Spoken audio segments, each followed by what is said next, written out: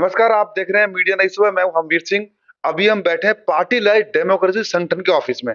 हमारे साथ हैं विमल कुमार सक्सेना जी, जो कि निर्दलीय उम्मीदवार है लक्ष्मी नगर विधानसभा से, और जानेंगे उनसे कुछ सवालों के जवाब। सर, पहले आप गवर्नमेंट जॉब में थे, आपने जॉब छोड़ी और राजनीति में कदम रखा। ऐसा क्या हुआ जो आपको राजनीति में आना पड़ा? हाँ, मैं कोई राजनीतिज्ञ नहीं था। जी। मैं एक सरकारी ऑफिसर था। हम्म। और मुझे लगा कि एक समय ऐसा आया कि लोग पार्टियों से तंग आ चुके थे, है ना। कहते थे कि जनता त्रस्त है और नेता मस्त है। तो ऐसे मौके पर हमारे बीच में से कुछ आदमी निकले और उन्हें लगा कि देश बदलना है, देश बदलना है। हमें भी लगा कि हाँ, देश बदलने जा रहा है। तो हम उनके साथ शामिल हुए, उनका सहयोग किया और हमने राजनीति में हमारा प्रवेश हुआ। लगा कि जब देश तभी बदल सकता है जिसमें हम अगर खुद योगदान ना दें और दूसरों से उम्मीदें करते रहें, तो ऐसा नहीं, हमें भी काम करना होगा। तब हमने राजनीति में प्रवेश किया। आप पहले आम आदमी पार्टी में केजरीवाल जी के साथ थे, उनसे अलग कैसे हो? हाँ, इसके लिए भी बड़ी लंबी वो है। हम ये कहें तो कि कहानी है, एक तरह की वो कहानी हो चुकी है, अब पास्ट में चली गई। हम लोग अन्ना आंदोलन से जुड़े, ठीक है, जो अप्रैल 2011 में हुआ था। और उसी समय हमने ठान लिया कि हमें अपनी नौकरी से छोड़ के समाज सेवा और राष्ट्र सेवा करनी है। तो धीरे धीरे अन्ना आंदोलन में ही केजरीवाल जी से संपर्क हुआ और हम केजरीवाल जी के विचारों से, अन्ना जी के विचारों से। अन्ना जी के 5 विचार थे: शुद्ध आचार, शुद्ध विचार, त्याग, अपमान सहने की शक्ति, निष्कलंक जीवन। तो हम ये चाहते थे कि वो आत्मसात किया जाए और हमने किया भी।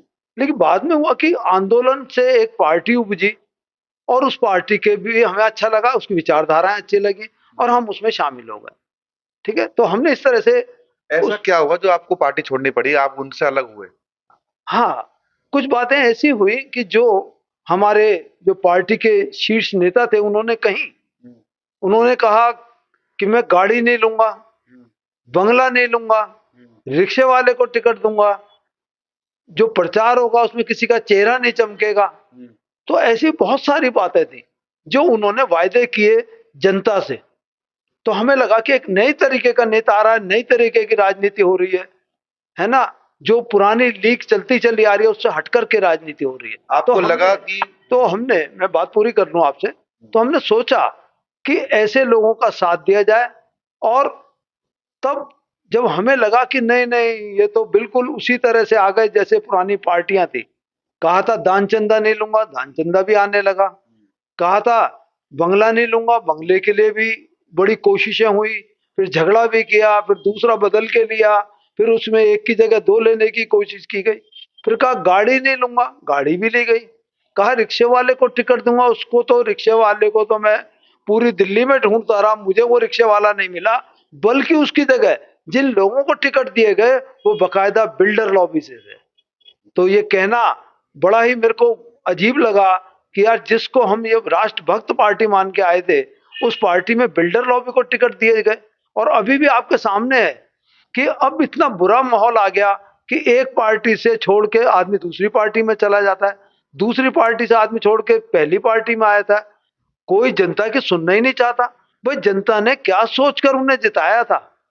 अगर वो जनता के विचारों का सम्मान करते हैं तो ऐसे पार्टी छोड़ के अपने स्वार्थ के लिए नहीं जाना चाहिए उन्हें। ये हमारा मानना है।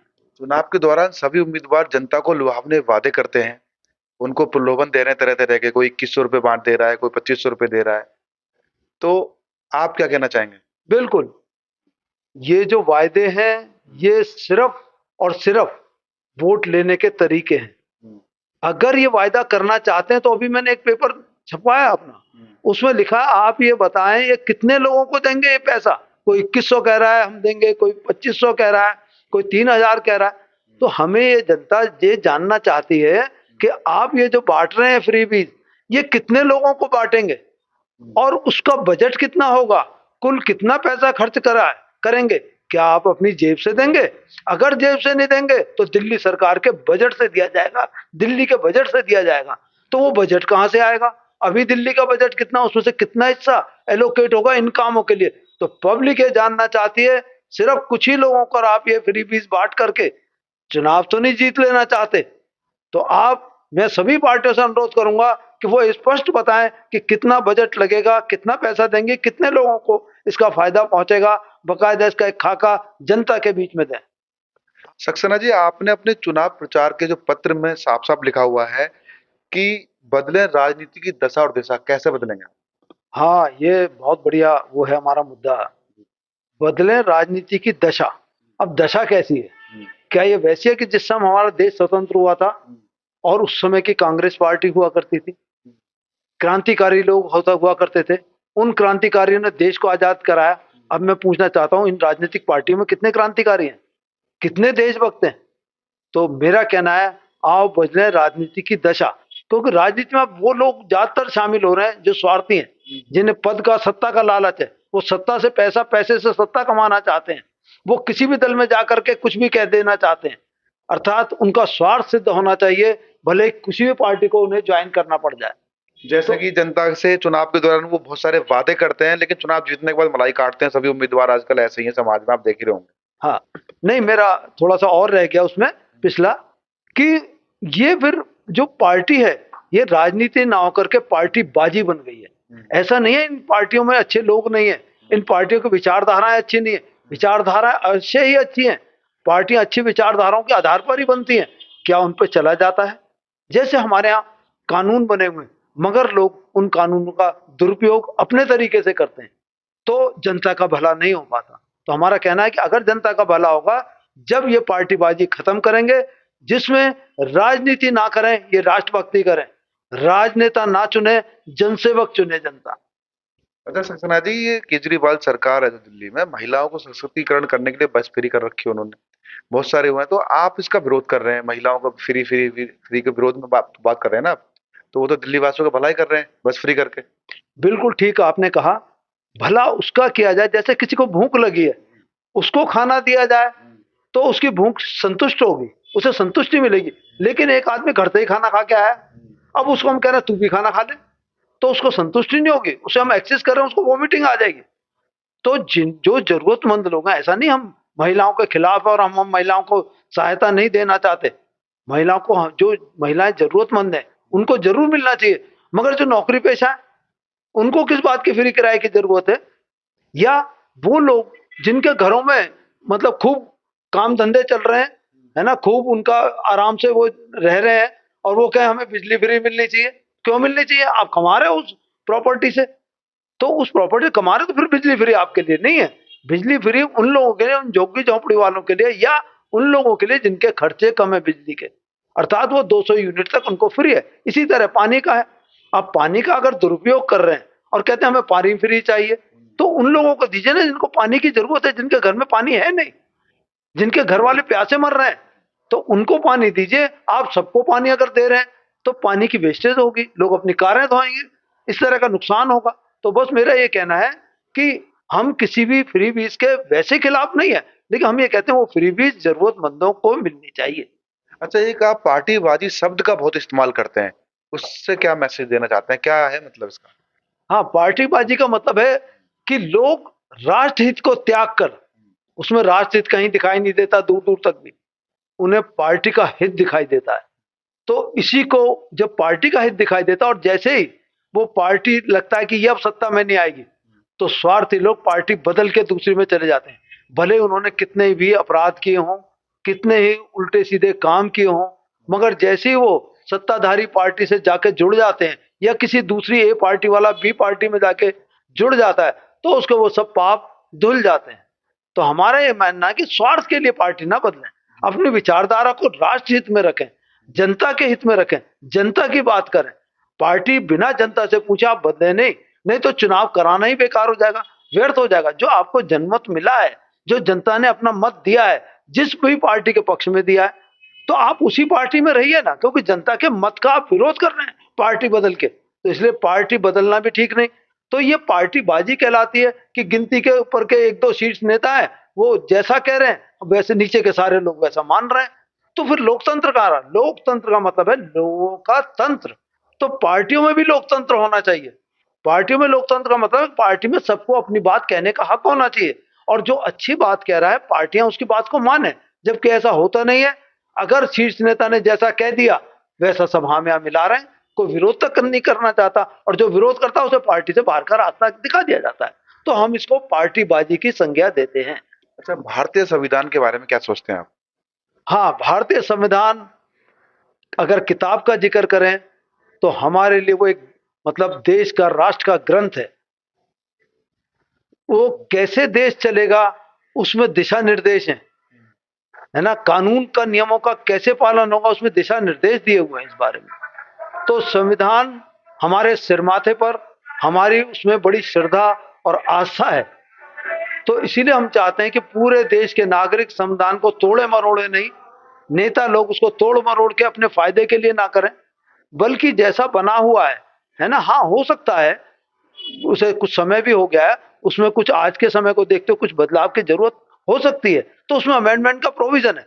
लेकिन ऐसा नहीं है कि आप इस तरह का बदलाव करें कि जो आपके लिए सुविधाजनक हो और दूसरों के लिए मुश्किल वाला हो।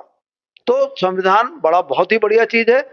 कोई भी चीज संविधान से चलती है, हमारा देश भी संविधान से ही चलना चाहिए। हम उसका सम्मान करते हैं, हमारी श्रद्धा है उसमें।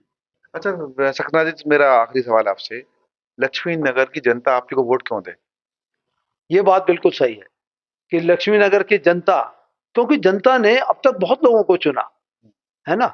यानी कभी एक पार्टी आ जाती है, कभी बी पार्टी आ जाती है, कभी सी पार्टी आती है, कभी वापस ए आ जाती है, और कई कई चुनावों में जीतती भी है।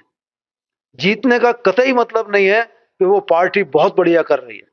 दिक्कत लोगों की है।